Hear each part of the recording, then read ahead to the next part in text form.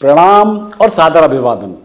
विज्ञान, अध्यात्म और शांति के वीडियो से परिपूर्ण इस चैनल को जीवंत किया है सार्वभौमिक शिक्षा के पक्षधर, विश्व शांति के प्रबल समर्थक, संत ज्ञानेश्वर के अनुयायी, विश्वधर्मी प्रोफेसर डॉक्टर विश्वनाथ दा कराड जी ने। आप देख रहे हैं महाभारत की अनकही और कम सुनी कहानियां।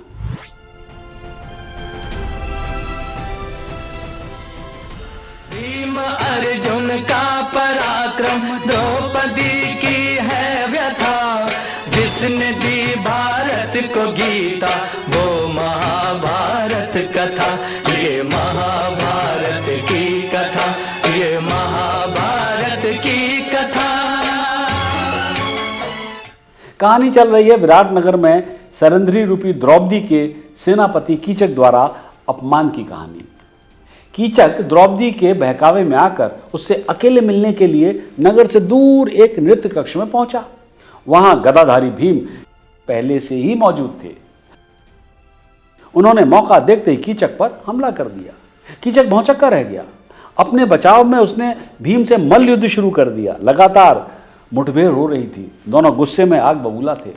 दो शक्तिशाली बैलों की तरह वे बार बार एक दूसरे के विरुद्ध आते थे।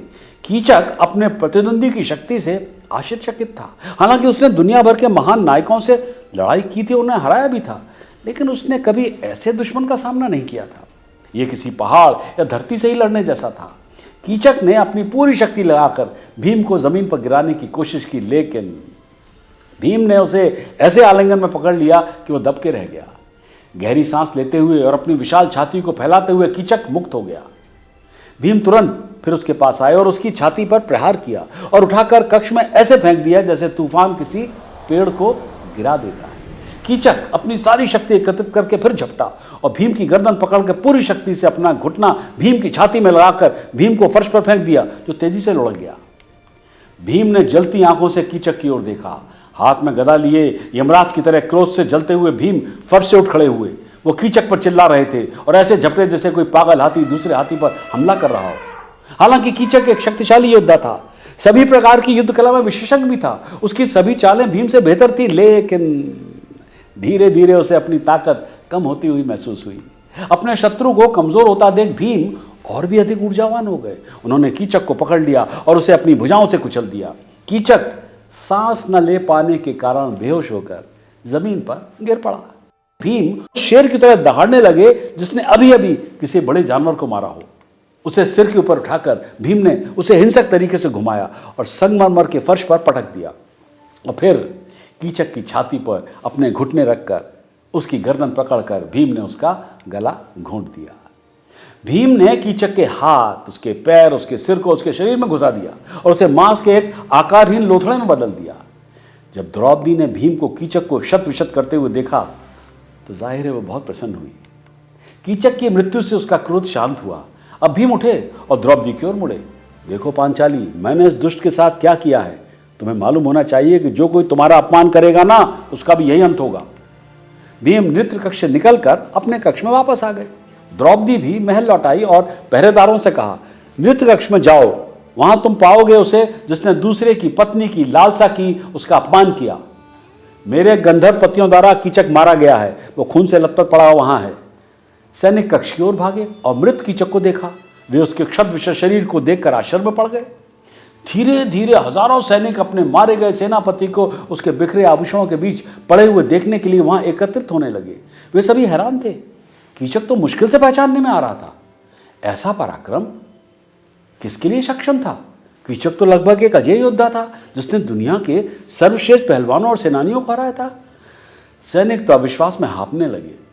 उनमें से किसी को भी रसोइये वल्लभ पर संदेह नहीं हुआ। आश्चर्य से चकित होकर वो पूछ रहे थे, ये कौन कर सकता है? कीचक के हाथ और पैर कहाँ हैं? उसका सर कहाँ है? कीचक के अनुयायी भय से भर गए थे। दरअसल आपस में बातचीत करते हुए उन्होंने निष्कर्ष निकाला कि उनका नेता गंधर्वों द्वारा ही मार डाला गया है। उन्होंने उसके शरीर को उठाया, जो कछुए के शरीर जैसा लग रहा था, और फिर उसका अंतिम संस्कार करने के लिए कक्ष से बाहर ले गए।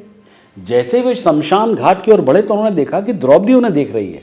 ये जानकर कि कीचक द्रौपदी पर आसक्त था, वे बोले, वही है वो दुष्ट जिसके लिए कीचक मारा गया है, उसे भी मार देना चाहिए। आओ हम उसे अपने स्वामी के साथ जला दें। कुछ सैनिकों ने राजा विराट से द्रौपदी को कीचक के साथ अग्नि पर रख मार डालने की अनुमति मांगी। राजा ने अपने सेनापति के अन्यायों की शक्ति को जानकर सहमत हो गए। सिपाही तुरंत द्रौपदी के पास दौड़े और उसे पकड़ लिया। उन्होंने संघर्षरत राजकुमारी को बांध दिया और उसे कीचक की लाश के साथ बड़ी अर्थी पर रख दिया। जब द्रौपदी को वो शमशान की ओर ले जाया जा रहा था तो भयभीत होकर चिल्लाने लगी, जया, जयंत, विजया, जयतसेन और जयदबाला, मेरे वचन सुनो, मुझे बचाओ, सैनिक मुझे ले जा रहे हैं। मेरे वीर गंधर्व समझ लें कि उनकी पत्नी बड़े संकट में है। और फिर भीम ने पांचाली की करुण पुकार सुनी। बिना किसी हिचकाट के वो तेजी से अपने कक्ष से बाहर निकले। भीम समझ गए कि कीचक के अनुयायी द्रौपदी को शमशान ले जा रहे थे। शेष पांडव भी अपने सिर पर कपड़ा रखकर दूसरे मार्ग से दीवार लांघते हुए बगीचों को पार करते हुए शमशान घाट पहुंच गए, जो शहर के ठीक बाहर था। भीम को एक बड़ा ताड़ का पेड़ दिखाई दिया। उन्होंने तुरंत उसे उखाड़कर अपने कंधों पर रख लिया। कीचक के अनुयायी आए। उन्होंने मृत्यु की तरह खड़े भीम को कंधे पर ताड़ का वृक्ष रख के देखा तो वो तो डर के मारे चिल्लाने लगे, वो गंधर्व है जिसने कीचक को मार डाला है। इसके पहले कि हम सभी को मार डाले, सरेंद्री को रिहा कर दो। सैनिकों ने द्रौपदी को नीचे गिरा दिया और सभी दिशाओं में भाग गए। भीम ने उनका लगातार पीछा किया और उन पर वृक्ष से प्रहार किया। सभी का सफाया उन्होंने फिर बाद में कर दिया। क्रोधित सिंह की तरह दहाड़ते हुए पांडवों ने एक के बाद एक कीचक के सभी अनुयायियों को मार डाला। कुछ ही देर में शमशान घाट 100 से ज्यादा लाशों से पट गया। वे सभी उखड़े हुए पेड़ों की भांति इधर उधर पड़े थे। इससे पहले कि कोई उन्हें खोज पाता, द्रौपदी को अपने कक्ष में लौटने के लिए कहकर भीम भी जल्दी से उसी रास्ते से वापस गए जहां से वो आए थे। शमशान का शोर सुनकर विराट के लोग ये देखने के लिए दौड़े कि इसका कारण क्या है।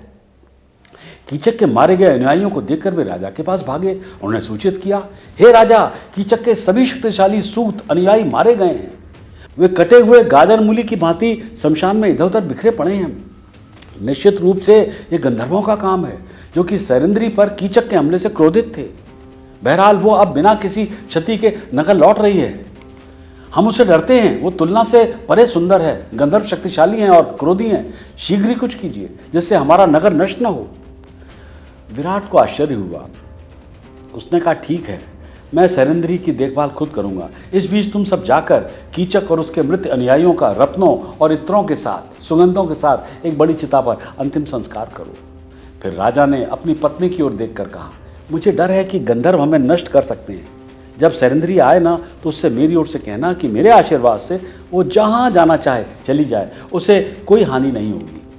और जैसे ही द्रौपदी ने नगर में प्रवेश किया तो लोग जैसे बाघ को देखकर हिरणों की तरह भागते हैं, सभी दिशाओं में भागे।